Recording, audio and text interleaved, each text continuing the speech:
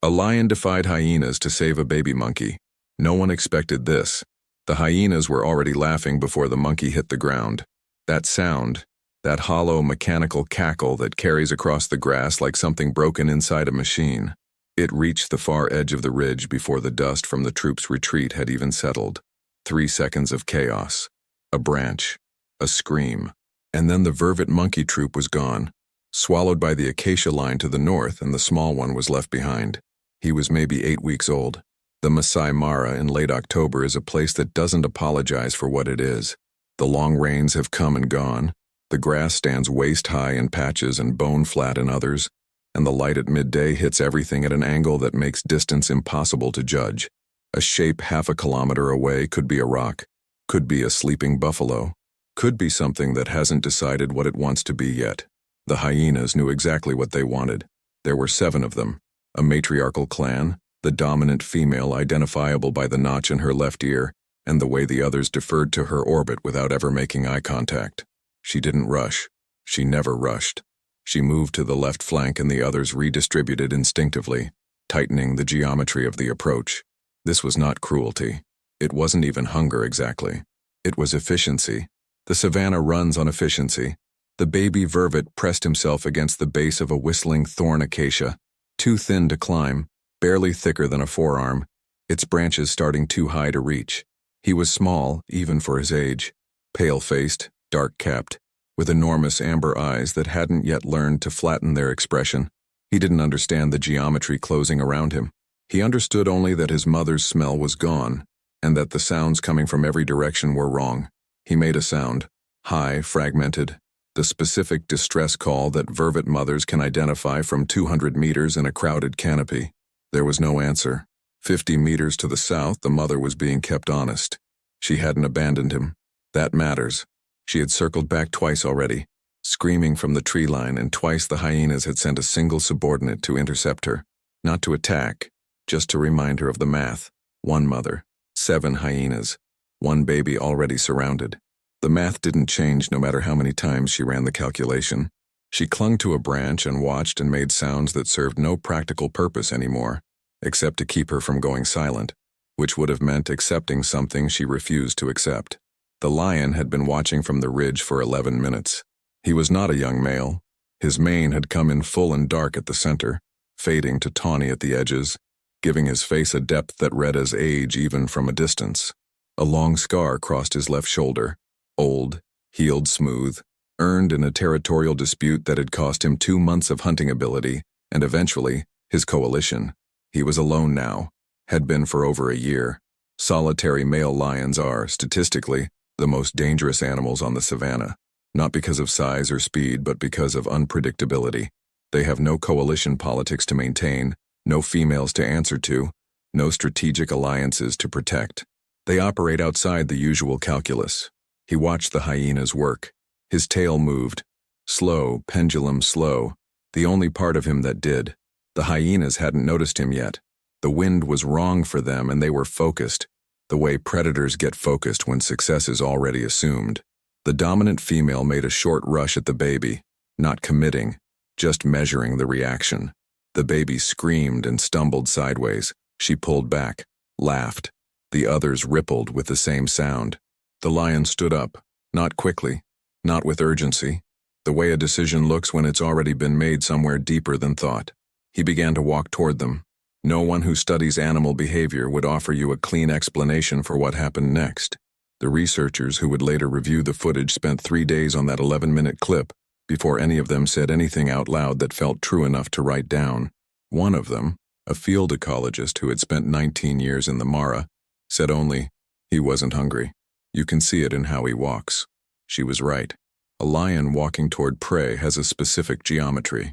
Low shoulders, weight shifting forward, the head dropping incrementally with each step, the whole body reorganizing itself around the idea of closing distance efficiently. This lion walked upright, head level, shoulders square, the walk of something that had already decided it wasn't going to eat today, and was moving toward the hyenas for a reason the savanna didn't have a name for yet. The dominant hyena heard him first. She turned, and for just a moment, less than a second, but long enough for the cameras to catch it, she stopped laughing. What does it mean when a predator chooses not to follow the only rule it's ever known? And what does it cost them when they don't? The dominant hyena's name, in the language of the clan, was nothing. She had no name. She had a position. She had a notch in her left ear, and a body that had survived 12 years of the Mara, and a set of jaws that could crack the femur of a wildebeest like dry wood. That was enough. That was everything. In the hierarchy of the spotted hyena, identity is expressed through behavior, not language, through who eats first, who moves last, who holds the center of a circle while everyone else orbits. She held the center now, and she had not taken her eyes off the lion since he crested the ridge. Here is what the circle looked like from above, and there was a camera above, a small research drone running a passive observation loop at 60 meters. Its footage later time-stamped and cataloged, and eventually passed between 4 universities before anyone agreed on what they were actually seeing. 7 hyenas, 1 baby vervet, pressed against the base of the acacia, barely visible beneath the grass, and the lion moving in from the south at a steady walk, neither accelerating nor slowing, covering ground the way water covers ground, without negotiation. The circle had been tight. It loosened now, not from fear, not yet, but from recalculation. The hyenas were intelligent animals, and they understood the arrival of a larger predator the way a chess player understands a piece entering the board from an unexpected angle. The game wasn't over. The geometry simply needed adjusting. The dominant female made a sound. Low, not the laugh, something beneath the laugh, and 2 of the subordinates peeled away to the eastern flank. Positioning, patience. They had learned long ago that lions eat and then sleep, and sleeping lions leave things behind. They could wait. The question was whether the lion was here to eat. The baby vervet had gone completely still. This is a specific kind of stillness that prey animals access in moments of total overwhelm. Not the stillness of calm, but the stillness of a system that has received too many conflicting signals, and chosen, in the absence of any clear instruction, to simply stop. His amber eyes moved, but the rest of him did not. He was pressed so hard against the base of the acacia that the bark had left faint marks on his pale face. He could smell the hyenas. That smell, rancid, territorial, layered with the chemical vocabulary of dominance, had been the background frequency of the last 20 minutes of his life, and now there was something else in the air, heavier, warmer, a smell that didn't belong to the grass or the dust or the hyenas. He turned his head toward the south. The lion was 30 meters out when the dominant female made her move, not toward the baby, toward the lion. This is standard hyena strategy, and it works more often than it should. If you cannot win a direct confrontation, you contest the approach. You make yourself large. You make yourself loud. You force the larger predator to commit, to show, through its response, whether it is here to compete or here to hunt. If it's here to hunt you, running is the answer. If it's here to compete for the prey, the calculus becomes more interesting. She walked toward him stiff-legged, her mane raised along her spine, her head low and swinging. 2 others flanked her at a distance, their laughter rising and falling in short bursts. Not aggression yet, not fully, but the vocabulary that precedes aggression, the way thunder precedes rain. The lion stopped walking. He watched her come. She closed to 10 meters, 8, 6, and then something happened that the field ecologist watching the footage would later describe only as, he just looked at her differently. It was not a roar. It was not a charge. He didn't lower his head or raise his tail or perform any of the recognized dominance displays that the hyena's nervous system was calibrated to interpret. He simply shifted his weight, forward, slightly, onto his front legs, and looked at her in a way that apparently communicated something the camera couldn't fully capture. She stopped, took 1 step back, stopped again. The 2 flanking hyenas peeled away to the left without any visible signal passing between them. 4 meters. That was how much space separated the lion from the baby vervet when he finally reached the acacia. He didn't look at the monkey immediately.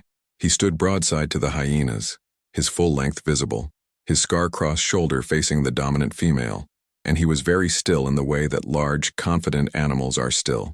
Not tense, not poised, just present, taking up space the way only things that have decided they own a place can take up space. The baby vervet made a sound, small, reflexive, the contact call that infant vervets make when they are trying to locate their mother, a sound so specific, so frequency precise, that it would carry through a dense canopy and arrive clean to the ears it was meant for. The lion's ear rotated, just one, the left one, rotating toward the sound the way a satellite dish rotates toward a signal, automatic, unconscious, the body answering before the mind catches up. He turned his head and looked at the baby for the first time. On the drone footage, this moment lasts 4 seconds. 4 seconds of a lion and an 8-week-old vervet monkey making eye contact at the base of an acacia tree in the middle of the Masai Mara, while 7 hyenas recalculate their options in the background. 4 seconds that none of the researchers across all their papers and conference presentations and careful academic language ever found a fully satisfying way to describe. One of them tried once in a footnote that almost didn't make the final draft. The lion did not look at the monkey the way a predator looks at prey. He looked at it the way you look at something unexpected, the way you look at something that reminds you of a question you hadn't thought to ask. The editor left the footnote in. Nobody could explain why. It just felt true. The hyenas hadn't left. They never fully leave. They adjusted their positions, spread out along the perimeter, sat down in the grass with the patient, unhurried posture of animals that have learned that most situations eventually resolve in their favor if you simply wait long enough. The dominant female sat 40 meters to the east. Her notched ear tracked every movement. Her jaw worked slowly on nothing. She was waiting for the lion to lose interest. The lion had not yet shown any interest in losing. The baby vervet, still pressed against the acacia, had not moved. And somewhere in the tree line to the north, a vervet mother was holding onto a branch so hard her hands had gone numb, watching a shape she didn't understand stand between her infant and everything the savanna intended. The circle was broken, but it hadn't disappeared, and the sun was still climbing, burning the shadow shorter, removing what little cover the acacia offered. Whatever was going to happen next was going to happen in full light, with no place to hide, for anyone. What do you do when the danger doesn't leave? It just waits? And what does it mean when the thing protecting you has every reason not to? The first roar didn't come from the lion. It came from the hyenas. Not a roar exactly. Hyenas don't roar, but the sound they produce when patience runs out, and the clan shifts from waiting into something else entirely. A rising, overlapping chorus of whoops and giggles and that low, resonant whoop that carries for kilometers across open grass. The sound that tells every animal within range that a decision has been made. The dominant female had stood up. The others rose with her one by one like a tide responding to something invisible. The lion didn't turn around. That was the first thing that didn't make sense. He was facing the acacia, facing the baby. His back was to the clan, to the dominant female now moving toward him from the east, to the 2 subordinates tightening from the north. Any prey animal on the savanna, any animal operating on the standard fear architecture, would have turned, would have assessed the threat from the rear, would have run or postured or made some acknowledgement that the pressure behind it existed. The lion stood with his back to 7 hyenas and watched the baby vervet breathe. The baby was breathing very fast, short visible movements in his tiny chest, his pale face rigid, his amber eyes fixed on the enormous dark-maned shape that stood between him and everything else. He didn't understand protection. He didn't have the framework for it. What he understood was that the thing in front of him was large and warm and not moving toward him, with the low, swinging aggression he had learned in the last 20 minutes to associate with ending. So he stayed still, and the lion stayed still. And the hyenas came. The dominant female closed to 15 meters before the lion turned. He turned slowly, the full rotation of his body, not a flinch, not a reactive spin, but a deliberate pivot, like a gate swinging on a hinge that has been oiled and used 10,000 times. He faced her. His tail was low. His mane caught the midday light and held it. She stopped at 12 meters. This is the boundary that experienced hyena researchers call the commitment threshold, the point at which an approaching animal has to either escalate into contact or acknowledge that the approach has failed. Below 12 meters, a lion's charge reaches you before you finish your first stride of retreat. The dominant female knew this. Her body knew it below the level of thought, in the bone-deep way that predators know the geometry of their own vulnerability. She held at 12 meters and made the sound again, louder. The others answered from the flanks. The lion opened his mouth. What came out was not the full territorial roar. That sound at close range is described by researchers as physically pressurizing, something you feel in your sternum before your ears process it. This was something shorter, sharper, a sound that exists at the intersection of warning and statement, the acoustic equivalent of a door being closed firmly, not slammed, closed. The dominant female's ears went flat. She didn't retreat, but her head dropped a fraction, involuntary, the body making a concession the mind hadn't authorized, and that fraction was enough. The two northern subordinates stopped moving. The eastern flank sat down. 12 meters held. Here is what the lion was managing simultaneously. The dominant female at 12 meters to his south, two subordinates at roughly 20 meters to his north, positioned to cut off any retreat toward the tree line. Two more to the east waiting, one directly behind him between him and the acacia, the youngest of the clan, barely 3 years old, working up the nerve to test the space behind the lion's attention, and behind him, at the base of the acacia, an 8-week-old vervet who had begun in the last several minutes to make a new sound. Not the distress call, not the contact call, something quieter, irregular, the sound an infant makes when its nervous system has been running emergency protocols for too long and begins almost against its own will to wind down towards something that isn't quite calm, but is at least quieter than fear. The lion heard it. His ear rotated back. He didn't look, but he heard it, and whatever information that sound carried, it changed the quality of his stillness, made it slightly less taut, like a cable that has been given 2 inches of slack. The young hyena behind him made its move. It came in low and fast from the southwest, angling for the gap between the lion's hindquarters and the base of the acacia, a 3-second window, calculated correctly, that would have placed it within reach of the baby before the lion could complete a full turn. The lion was already turning before the hyena committed, not because he saw it, because the grass moved wrong.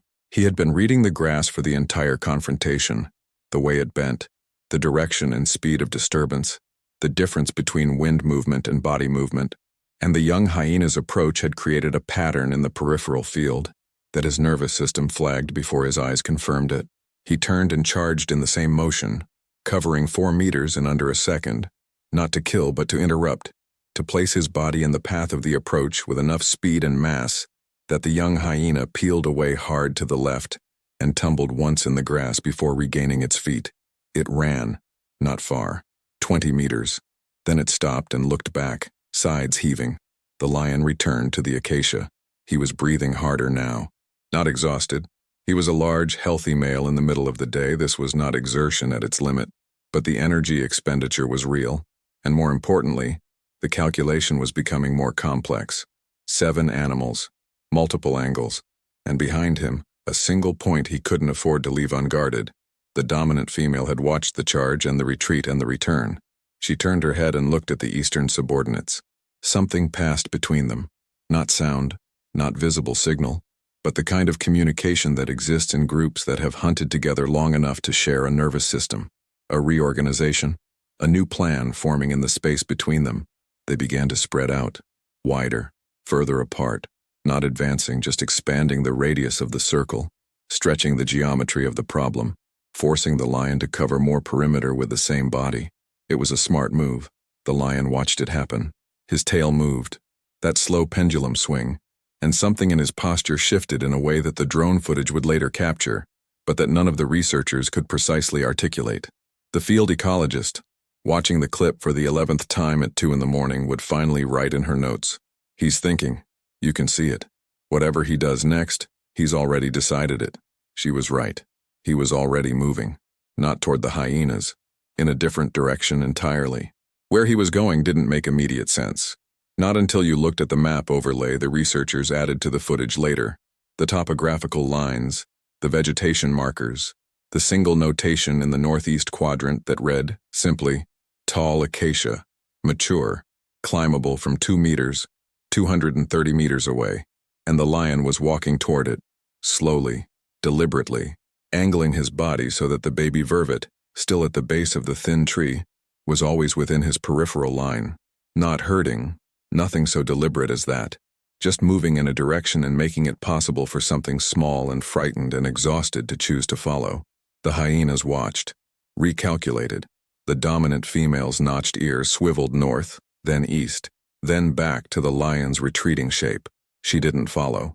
Not yet. She was running the new geometry. And the baby vervet, after 3 full seconds of watching the lion's slow departure, took one small step away from the acacia, then another. The savanna is not a place that rewards hesitation, but it occasionally, rarely, almost never, rewards something harder to name. The baby took another step. What does it look like when an instinct breaks? Not from weakness, but from something older than instinct itself. And what do you call it when the most dangerous thing in the room is also the only safe place in it? 230 meters is not a long distance. In a car, on a road, it is nothing. A few seconds, a glance at the mirror, gone. On the Masai Mara at midday, on foot, with 7 hyenas redistributing themselves across your periphery and an 8-week-old vervet monkey taking uncertain steps through grass that is taller than he is. 230 meters is a different kind of number entirely. The lion knew this, he walked anyway. The tall acacia was northeast. Mature, the researchers would later note, easily 60 years old. Its trunk wide enough that 2 people couldn't wrap their arms around it. Its first branch fork at roughly 2 meters from the ground. The canopy spreading above that in dense thorned layers that a small primate could navigate with ease and a hyena could not follow into at all. It was, on this particular stretch of the Mara, the only tree within a quarter kilometer that fit that description. Whether the lion had chosen it deliberately, or arrived at the same destination through some other interior process that doesn't have a clean name, that question would occupy a footnote in at least 3 papers and a full section in one doctoral thesis before anyone admitted they simply didn't know. What the footage showed was this. He was walking toward it. Steady pace. Not slow enough to seem passive, not fast enough to scatter the baby behind him into freeze response. The precise speed, it turned out, at which an 8-week-old vervet could follow without being forced to run. The hyenas read the movement within 40 seconds. The dominant female stood, adjusted her angle, began paralleling the lion's path at a distance of roughly 35 meters. 2 subordinates mirrored her on the opposite flank. The young one who had been charged, still 20 meters back, still recalibrating its confidence, began to close the gap behind the group, drawn forward by the motion of the clan, the way iron filings are drawn by a moving magnet. They were not attacking. They were escorting, keeping pace, keeping options, waiting for the moment the lion's attention fractured, a stumble, a distraction, a shift in wind direction that introduced a more immediate opportunity, and the geometry would collapse back into their favor in the span of a single second. This is what patience looks like as a predatory strategy.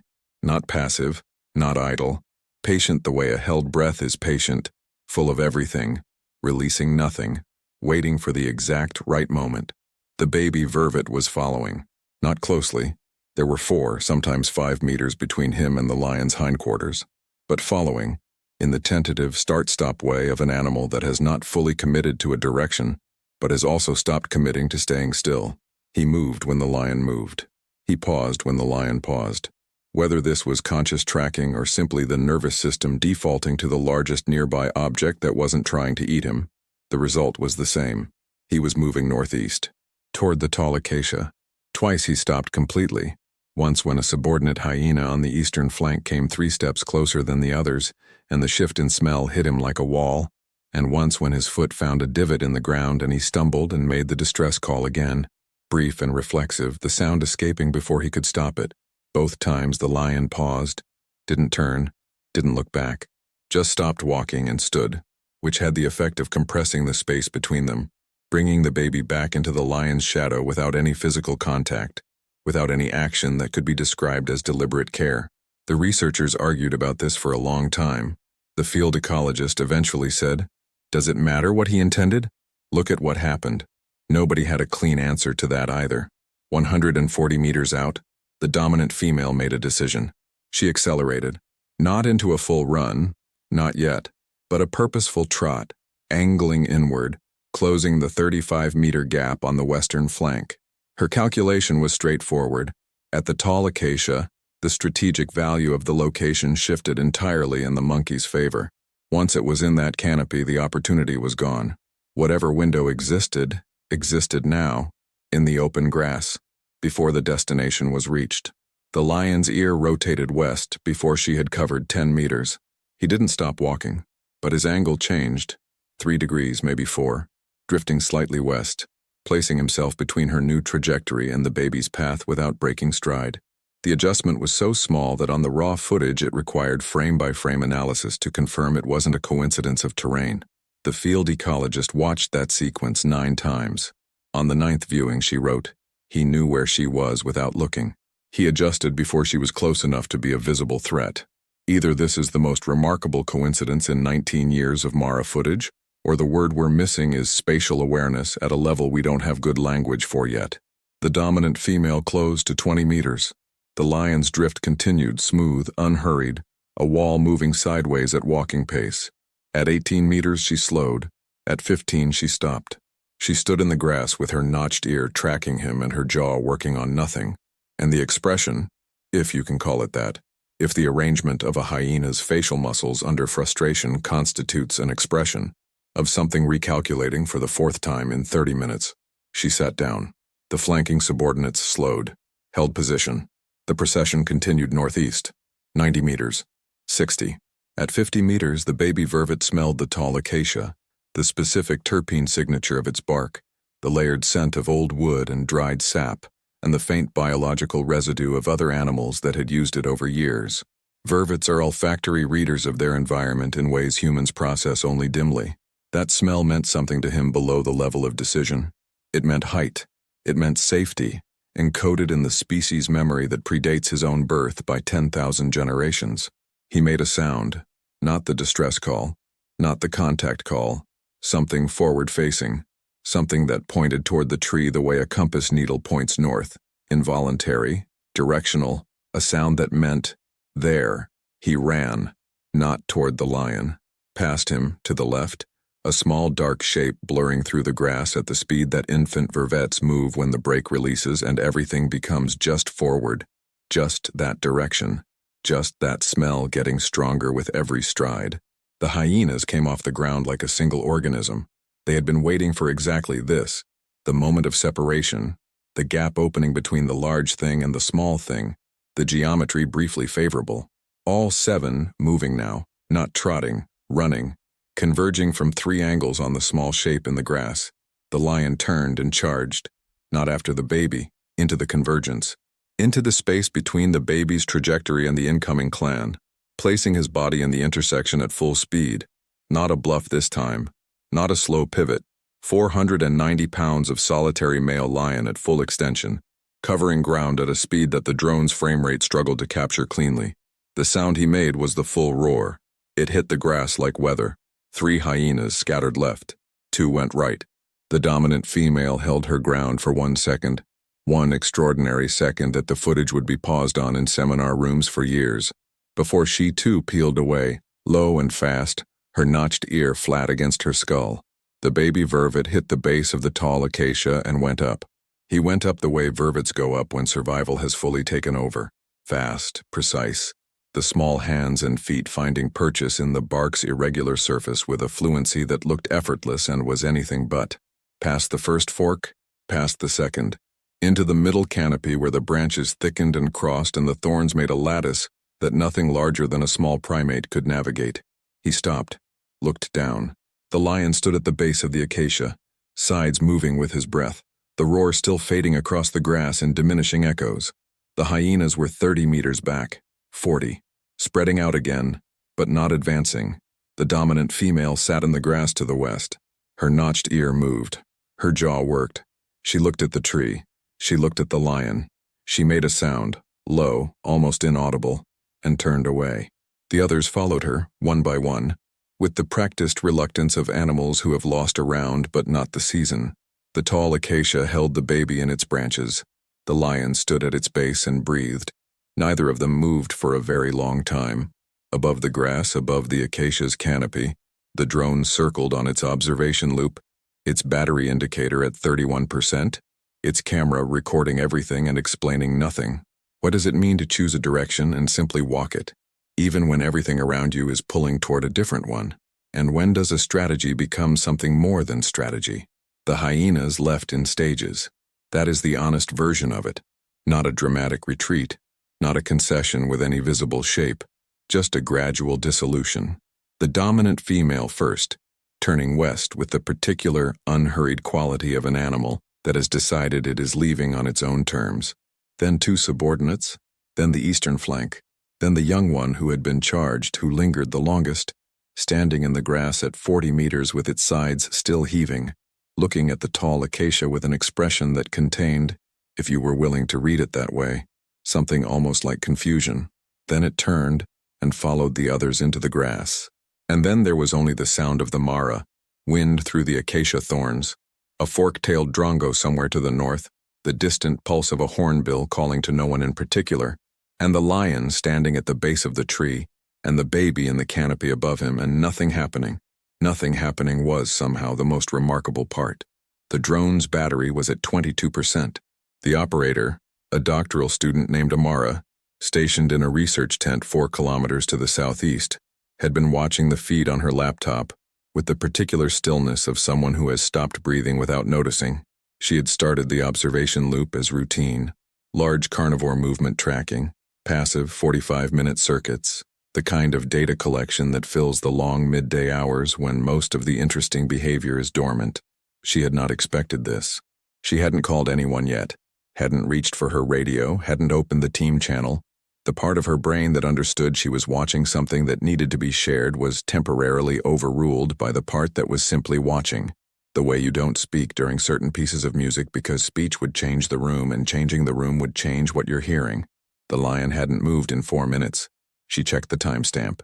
4 minutes and 17 seconds since the last hyena disappeared into the grass, and the lion had remained at the base of the acacia, not pacing, not scent marking, not doing any of the things a male lion typically does when it has successfully defended a position. Just standing. His breathing had slowed. His tail had stilled. The dark center of his mane lifted slightly in a gust from the south and settled again.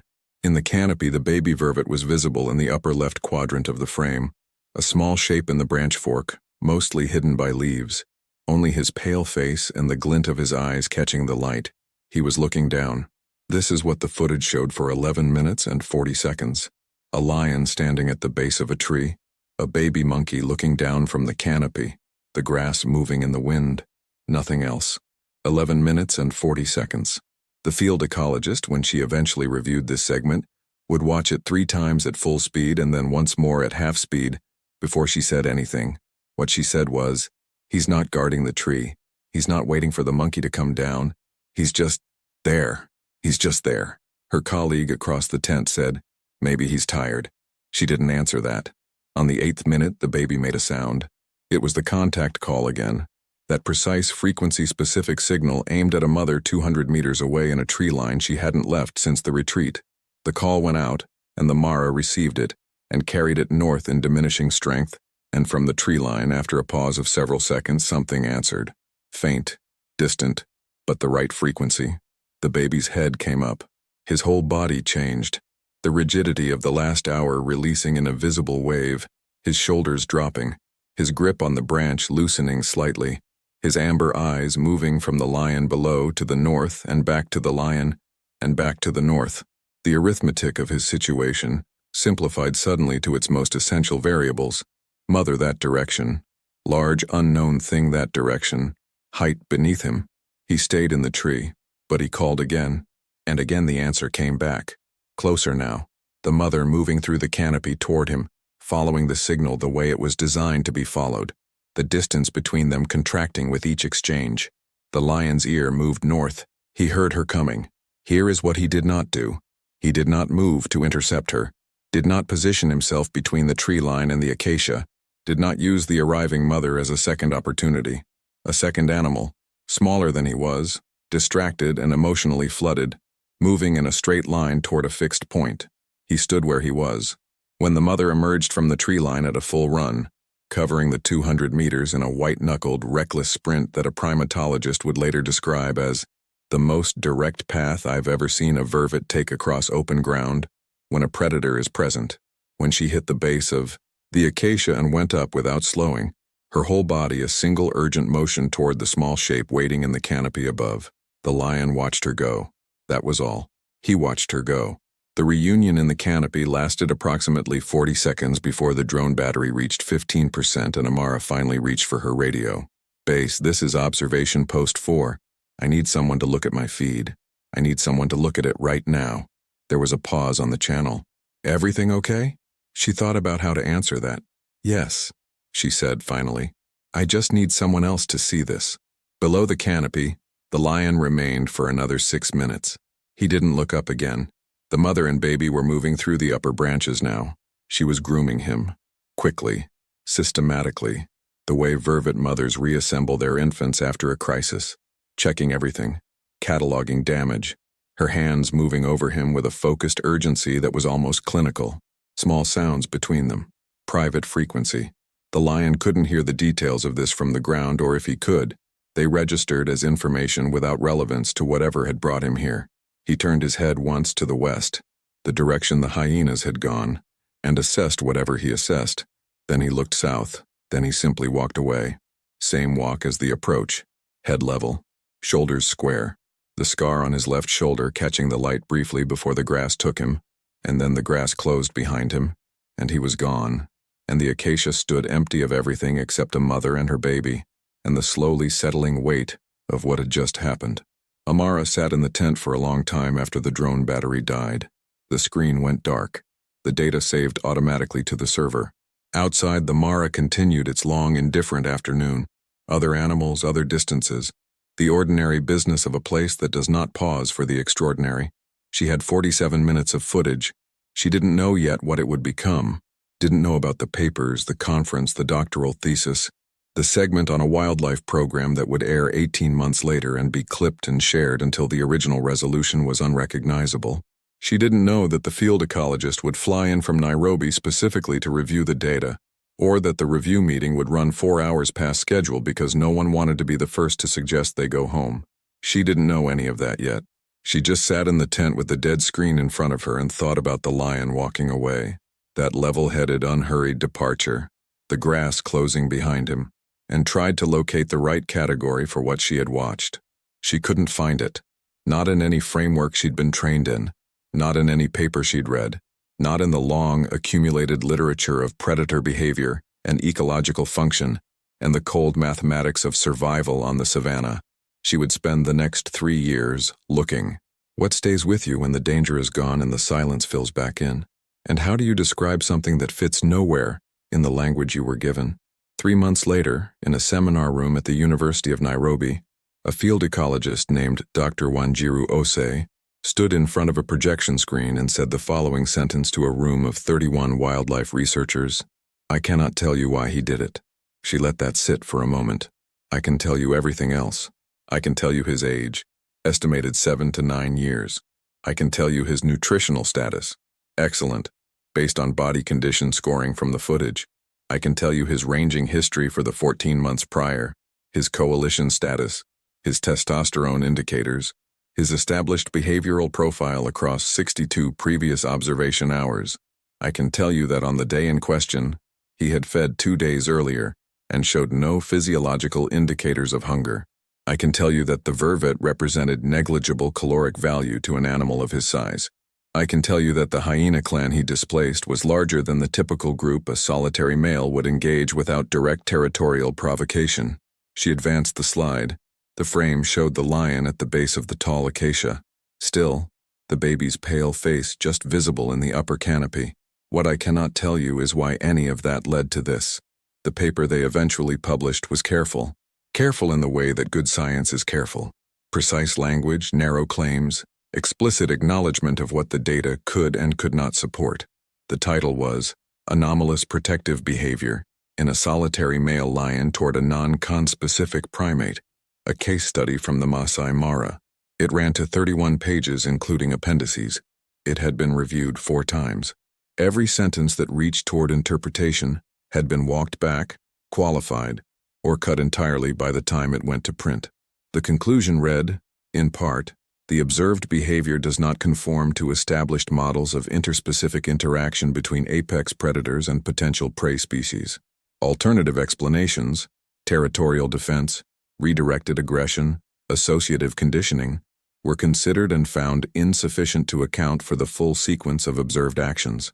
The authors recommend further longitudinal study.